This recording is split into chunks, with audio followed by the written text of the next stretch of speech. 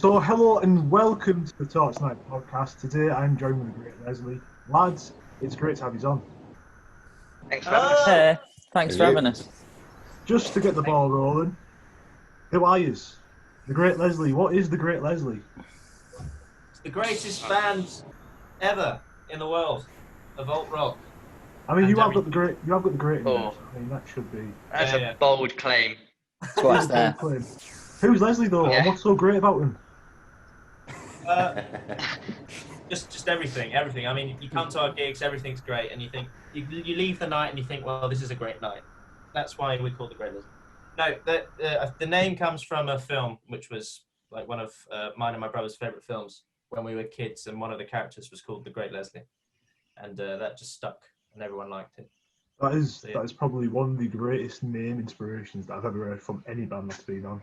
I mean, I had the other week I had the Roasting Club one. They were named after a club in Wrexham, well, in the village opposite, and then the Baltics on. That's probably named after the cold weather in Newcastle. No offense to those lads, but you know, it's a very That's good, creative though. name because when you look at it, the Great Leslie, you know, people look at that and it's a bit too long for a band name. It's yeah, but I mean, I think we had so many choices, didn't we, Jack? Yeah, but then I think you can always, there's scope to abbreviate it down to the GL later on and all the hashtags and stuff, so it can work. Hashtag the Yeah. GL. Yeah, The did GL. have, So we had one like a thing. list Sorry, go of on. like 50, we had a list of like 50 names, and we kind of just withered them down, and that was the one that stuck the most, I think. So one thing I want to touch on, because I listened to your track Money, and obviously you are described as an alternative rock band. What are the influences? What are the sounds that what influenced the sounds in that song? No idea. I decided one day to just bash it out. I honestly don't Just know. picked up a guitar and went, "Oh, this sounds good." No, I don't know. I think it just sort of comes along. I think the beauty of having that alternative side of things is that you don't really have to stick to any one genre, and that you can sort of be free to sort of flow between it all. And I think I don't know about. I know that everyone sort of feels that like being, I think, pigeonholed is quite difficult, because then you're limiting where you're writing from and when you're drawing from. So I think it's quite handy to sort of just be a little bit more open with it, especially in the rehearsal studio where anything goes, and then pre-production where you can just basically chuck everything on the track and then strip it down until it sits really nicely where you want it to be. Yeah. Because So I think that obviously, really helps it. the thing with most bands in the alternative, modern day alternative genre, they sort of pigeonholed into the one genre of sort of, sounding the same. Especially you see it with most bands like the Cartinas and many of the bands that influence themselves from them. You know, the great what can the Great Leslie offer to the upcoming British music scene? I think the one thing that we do, like Jason so eloquently put, was the fact that we are in alt rock is such a varied genre in of itself, subgenre of rock, and we dance between certain different influences. Dance music, EDL and various other things. Well, dance has mostly been our most recent kind of influence, but we have a sound, but we can move to loads of different areas. And I think just opening up that idea that you don't have to stick to a certain, thing when a certain few ideas when you're creating, an album or a set of songs. You can really expand and be something more than just saying this is who we are. You can, and I think that's I don't know if that's something that is more indicative of society now, especially when we're talking about gender and stuff like that. Yeah. You can go and be a lot more than just what people will traditionally think you should or shouldn't be. Well, listening Exactly, but still draw inspiration from anything you want. So like you said, Yeah. Bowie, right through to like Disclosure or Old Chase and Stays, like anything. If it influences you, then you can still draw from that and take what you like from it, and then add it, put your own spin on it. And I think that's what the freedom of that alternative scene gives to it. Well, I mean, that's quite the mixture, though. Disclosure and David Bowie, that's like something that you don't hear often about people's influences, because they're completely two different, complete genres. and two complete generations. Yeah, man. But I don't know. Love music, hate genres. If a track's good, it's good. So what we're I saying, think. so what we're saying is down with genres. No, I just don't be. I think don't try not to be pigeonholed by them. Yeah. Try stand your scope out a little bit. Yeah, I mean, don't be that's- restricted by anything. But I That is a think great that's perspective on music completely, because obviously more some bands that are probably listening to this and thinking, oh, I've got to be pigeonholed to one specific genre of alternative rock. But then you've got yous who are like Disclosure and Bowie, and they're like, why not? Why not throw some Beatles and EDM in there? You know, alternating Exactly. the Kinks. Yeah, it's not about the genre. It's not about the genre. It's about the sound. If you have the same sound, you can dance between anything. Yeah. Well, I mean, I sort of dance, like when I listen to the track, I sort of have my brain dancing, because the one vibe I got from it was Last Shadow Puppets and Alex Turner vibes. Oh, really? Oh yeah. Because That's quite good. because it's just the rhythm. think- It's just like the rhythm. And he's a in very that good lyricist, Alex Turner. song. Oh yeah, he is. It's one of the North's greatest exports. Yeah, definitely. I'd agree with that. Obviously, this is probably the most inevitable subject that most bands are coming across now. Obviously, lockdown. How have you felt about it? Have you felt proactive, motivated? Have you been more productive in lockdown than you have, say, before the pandemic? I guess it's different. Like, I don't know if everyone agrees, but Hmm. it's mainly been about how to overcome like not having live gigs. That was something that took a lot of our times. Like, rehearsals were different. They were mainly focused on getting our live performance. Now we've got like we're still practicing just in case, like to be ready when everything opens up. But Yeah. a lot of our time has also gone to produce new demos. Like, clearly inside the band we have evolved in the way we do stuff. So since Jason joined, we are also like taking it a bit farther, and we pay way more attention to our demos than before. Before we would do a bit and then go to the studio and then polish it there. And since the last months, because of COVID, because of all the time we've had and because of all of that, we are dissecting the song way more, and it's been way easier, as you can hear with Money and our next single that's going to come out next month, end This of month. this month. Yeah, end What of this is month the- on the What is the name of the new single, or what? Like, have you got a name that's in Yeah. the works, or it's Out of My Hands. like the sound of it? Yeah, and that's gonna be. I think it's a really good song, but that also represents like the evolve how the band has evolved sonically and like with the creative process inside of it. Yeah. It's still the Great Leslie, but you're gonna hear a different side of that alternative rock that we have been talking about, like so broad.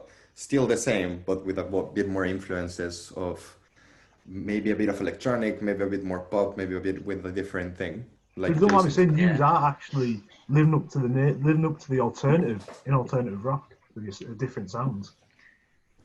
Yeah, I think so. I think the new one that's coming out of my hands has a bit more of that indie sort of vibe, and we're working on a few demos.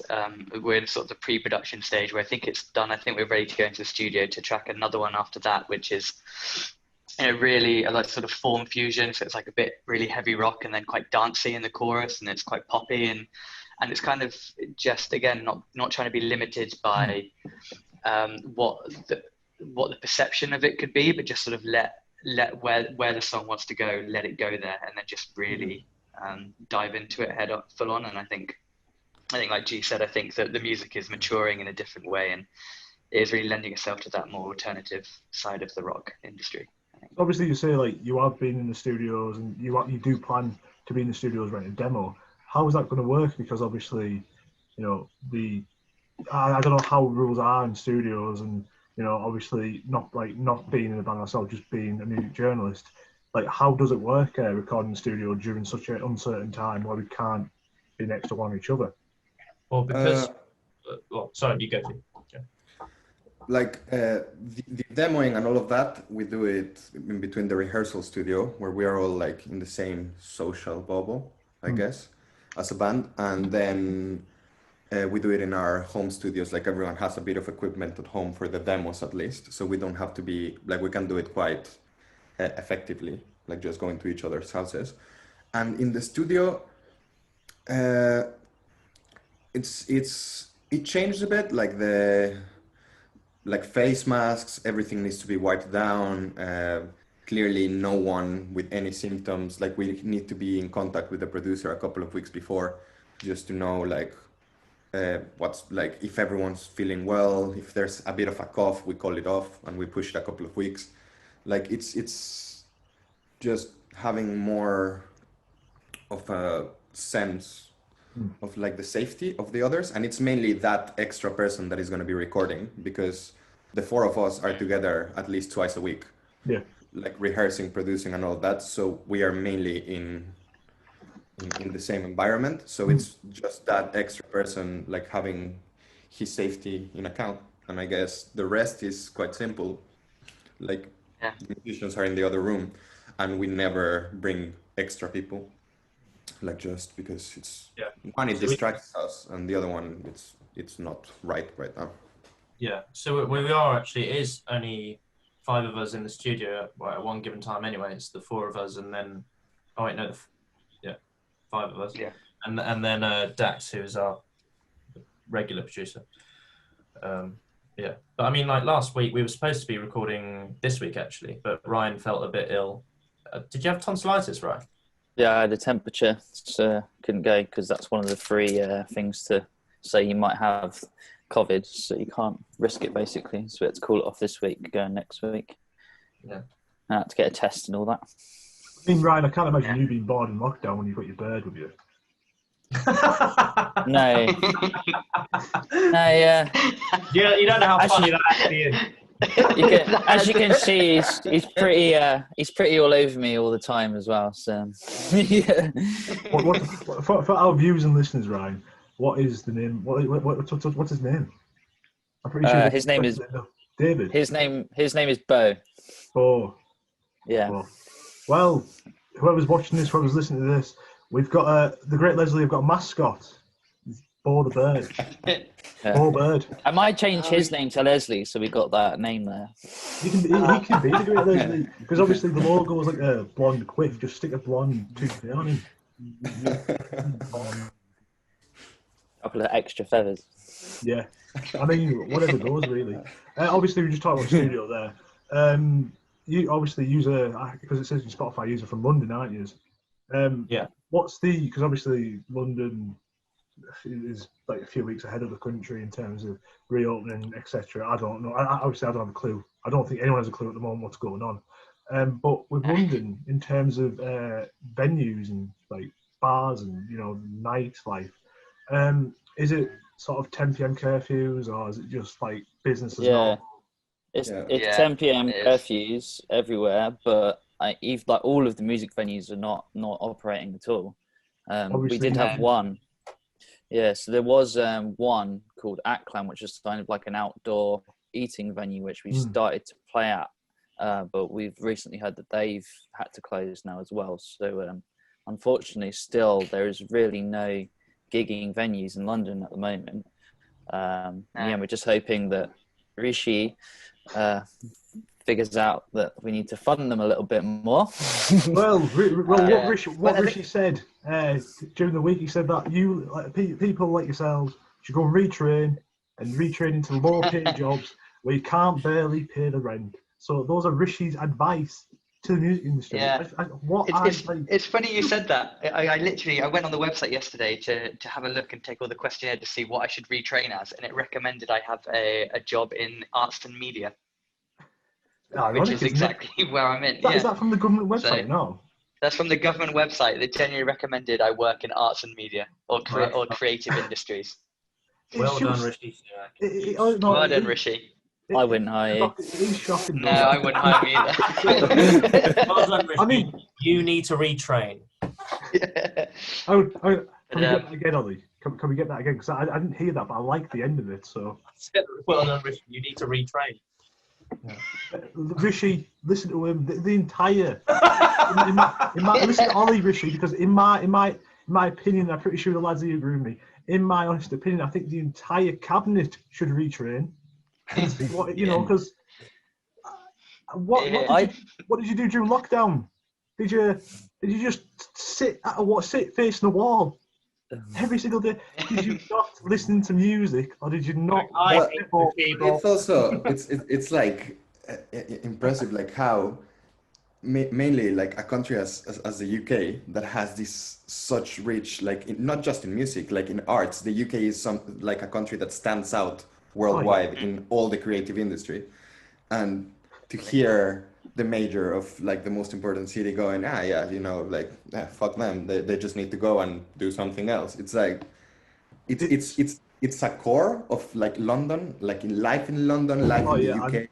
I can imagine. Yeah, and up north, like Liverpool, Manchester, like all of the culture. I think it's quite sad. It's probably you could probably say it's the one remaining thing that Britain is probably world class and a leader at is the arts and culture and that side of things. And definitely. Well, and I think the most worrying thing is, some of the bands will probably survive this, but if the venues don't, the grassroots venues, and it doesn't really matter what happens after that, because we're not going to be getting the next Arctic Monkeys, and we're not going to be getting the next Oasis. We won't be getting them because they won't be able to play any of the grassroots venues that are now no longer there because they weren't funded because properly. They are going to retrain and do something else. well, exactly. Well, I mean, they'll probably end up like me and get to retrain in the arts and media again. Well, actually, I saw something on Twitter today, actually earlier, and it was someone in the industry, and I pretty much done the test, what you've just done, and the government said you should become a 19th century lighthouse keeper. Oh, what a job! I wouldn't mind that. I mean, you should definitely do that. That supposes that you have a time machine, which is great. But again, in a lighthouse, you would be very drawn. Like you're clearly going to be very alone, and that's also like something that pushes into arts. Like every country that has this kind of make a great recording studio, wouldn't it? Yeah. I like that. Nice. It would make great acoustics. I saw another thing earlier today, and it was Germany, and they had the amount of support that they're giving artists and art galleries and venues. It's amazing. It's probably they're probably heading in the right direction. They're probably showing us up a bit. Well, I mean, to be fair, they have done the last since World War II. They have been showing us up because they are very culturally enriched and they're proud of their culture. I mean, obviously, where I come from, obviously in the northeast specifically, all we have is music because obviously they thought it was a good idea to retrain all the miners. They want to retrain. I mean, yes, I won't mind. I like what he's coming out with here. I don't mind this retraining. I don't mind retraining as long as they refund me for my university fees. That'd be quite nice. Get them back. Ryan, what they're going to tell you though, they're just going to tell you to work hard and retrain. Yeah, exactly. I keep seeing there's lots more TV adverts for like join the Navy and stuff. Has anyone noticed? Well, funny enough, I always join the Navy. Might go join the Navy. You could just be a little fit right in, Ryan. Hey man, but just if you go with Poe and have like an eye patch. No. No, that's probably what to look for in the Navy. Like, I mean, it's scary when the sort of dismantling an industry that was so rich in, like the music and the arts, and then they're pushing Royal Navy adverts in places like Rill, Newcastle, Blythe, and Teesside. It's sort of like, come on, you want us to go from creating songs about love to killing people? It just doesn't add up. Not quite a similar vibe, is it? No. Quite weird. Rishi doesn't vibe with me. No, I don't think he vibes. I don't think he vibes with anybody. God, imagine Rishi on a dance floor. I just imagine it's the pastiest thing you've ever seen. Well, I mean, we saw him through his mirror a few years back, didn't we? When she came out dancing. Gosh, yeah, her moves. They were pretty bad. But obviously, like you did say that obviously grassroots venues are going to bear the brunt of this because rightly they are. In London, I remember a few years back, and this is how like big this issue is. I remember interviewing Gengar. They're from London. I've read of Gengar. Interviewed Gengar, and they were telling me about a venue in Stoke Newington, and they told me how important it is to the community and how important it is to the music and music fans and gig goers. and that venue was barely alive. And it just sort of shows how, like, from, I think that was 2017. It's been 2017, 23 years. It's still going on, and it's, you know, the sort of showing the true colours. Really, it baffles me. It obviously baffles you because obviously you make your living, like most of your living's from music. So I feel bad for you. Well, exactly, and so much of the economy it comes from music. What is it, over 100 billion from the arts and culture industries? Like 5.2 billion, as reported in 2017, according to UK Music. But it's probably grown more because we've had more bands, we've had more venues, we've had more festivals. Yeah, I mean, not only that, like you've got the theatre, which encourages people to, you know, encourages footfall, which then creates more revenue for HMRC and all that sort of thing. And that all of that's unviable. But there's something like Amazon that pays literally fuck all tax and employs nobody.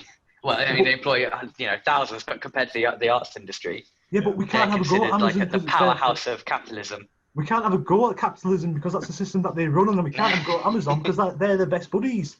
So yeah, it just baffles me. It really does. I mean, in Middlesbrough, like, go back to the original subject I was saying about like gig venues being open in London.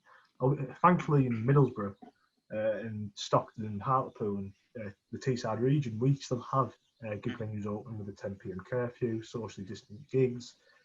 I mean, that's going to be Summit when you play in front of socially distant gigs. That's going to be an eyesore, isn't it? Really?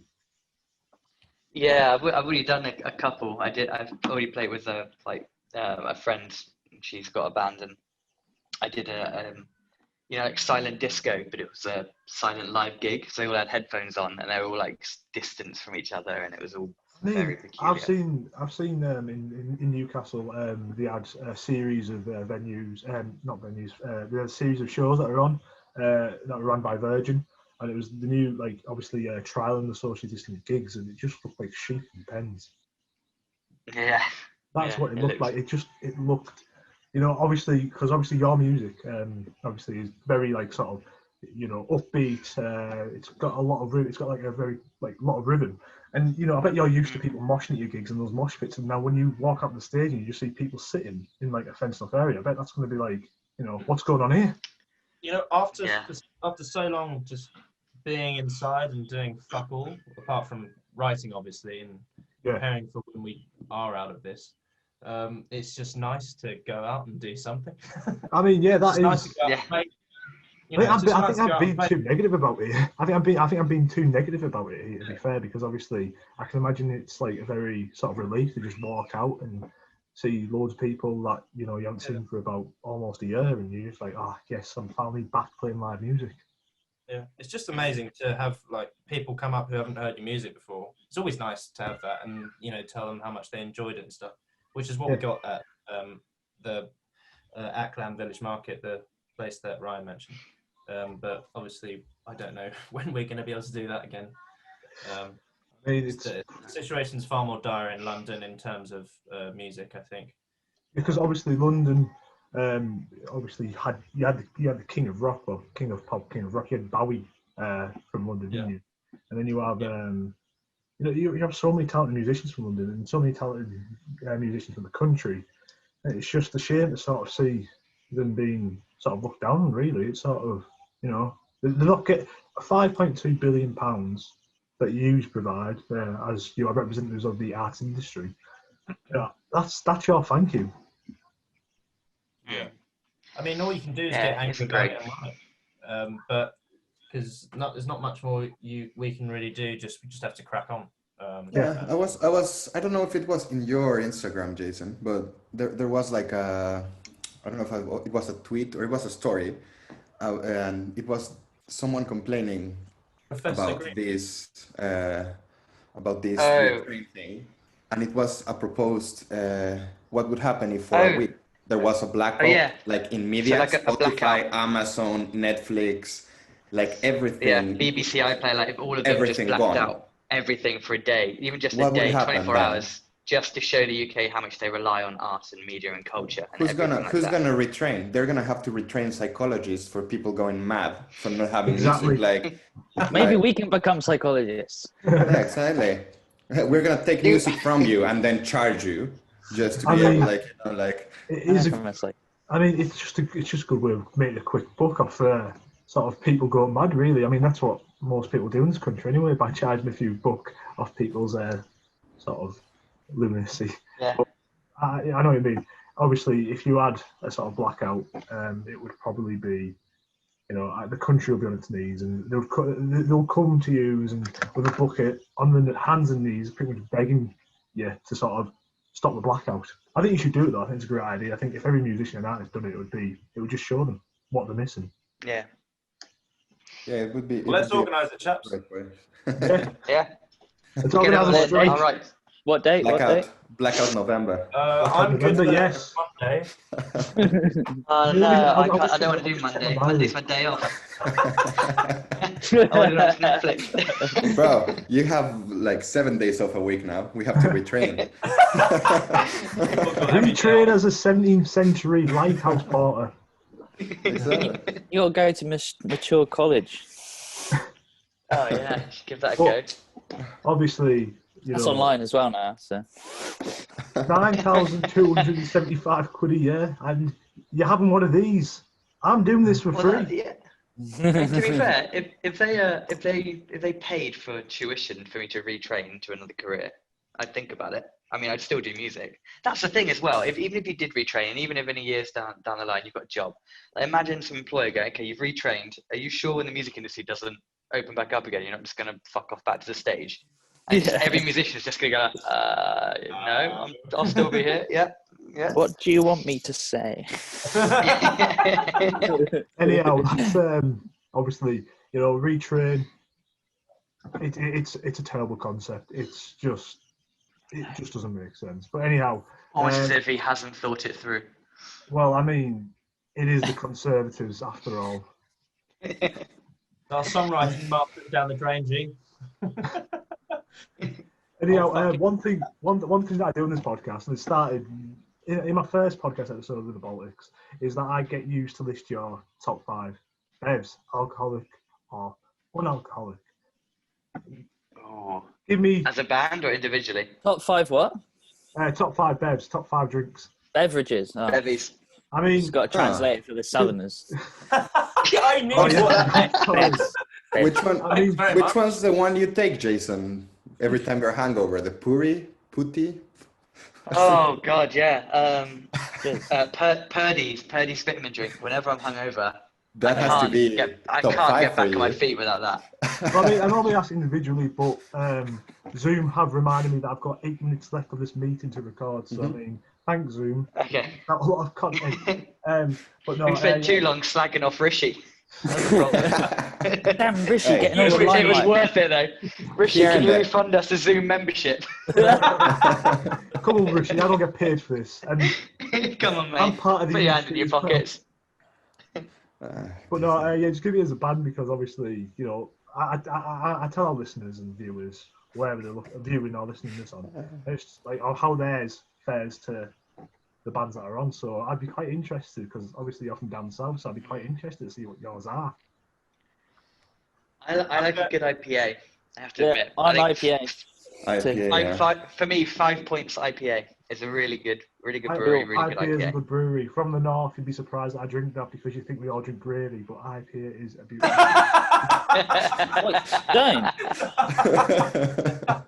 You don't drink gravy? That's it. I'm selling my shares in Bisto. We've got Jason's IPA. Right, Ryan. Specifically, 5 Points. 5 Points IPA. 5 points. I like punk IPA. Punk IPA. Bless you. Guy, I'm gonna call you Guy because I can't. Call him G. Call him G. I was G. Yeah, G. Right. What's yours? I'd go with. I'll say tequila, you idiot. We've only got 7 minutes left, mate. Come on. We can do tequila, yeah, tequila. Ooh, that is the strongest drink that I've had on this podcast. He does pints as well.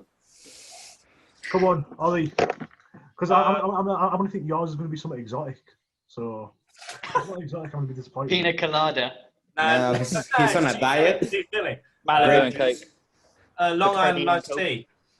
Iced tea.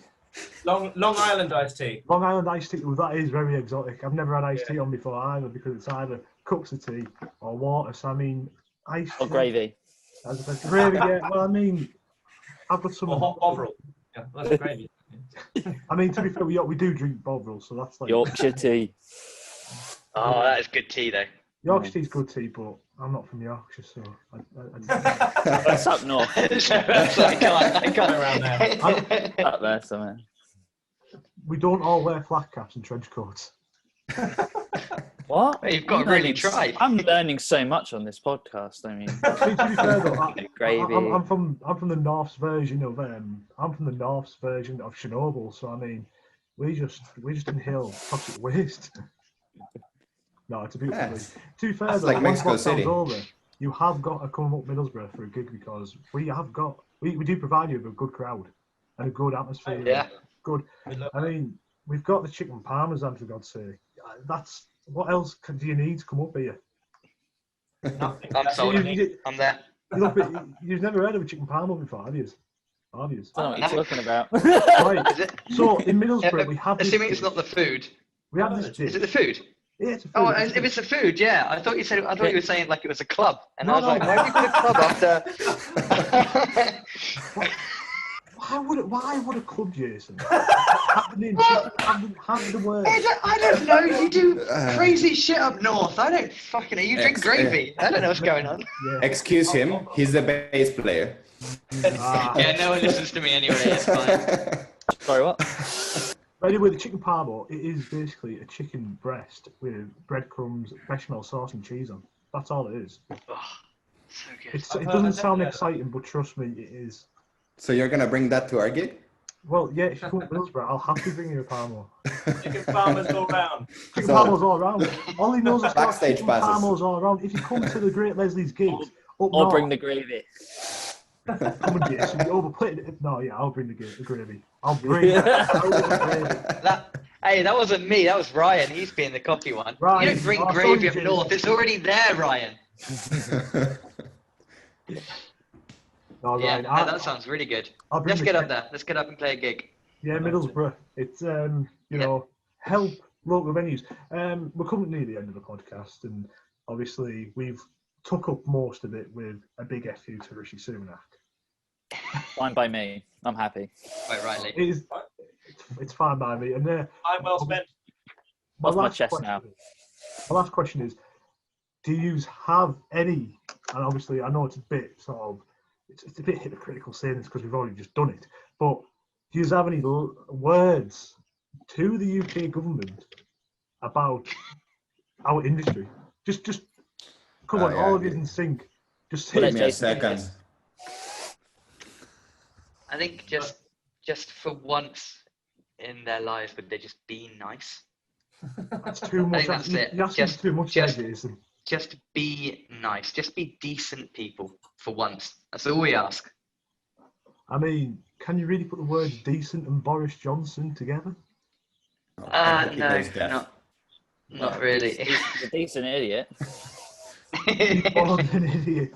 Yeah. No.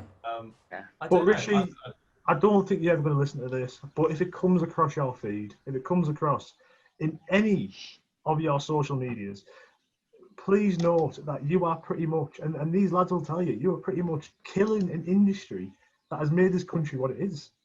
So instead of making the Great Leslie ungreat, start making the Great Leslie great again.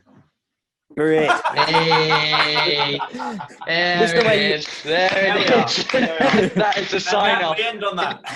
We end the podcast on that. That's perfect. Can we have a On that, Trump wink?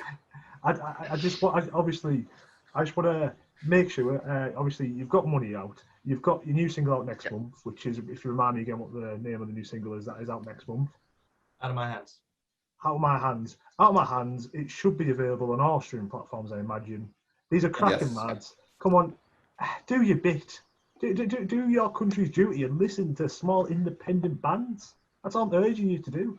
So listen to the Great Leslie. And listen to many bands like the Great Leslie, because many bands like these need your support more than ever. Yeah, we do.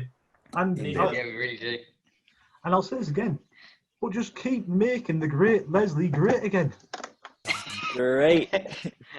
Hashtag make the Leslie great again. Once it's get out, we should hashtag it on the socials. I'll tell our editor to name the episode hashtag make. It's definitely going up. But no, it's been great having you on, lads. I've enjoyed it more than anything. I hope you've enjoyed it. Enjoyed the nice little bit of coverage in these uncertain times, which is obviously, you know, if your monthly viewers don't quadruple by the time this is out, then I've not done my sleep. Nice. Much appreciated. Much appreciated. Great. It's been a lot of fun as well. Thank you. Thank you, man. It's more than welcome. I'll see you later. Yes. See you, Jack. Thanks. Enjoy, lads. Chicken parmesan. To try gravy in a mug. It's the best thing ever.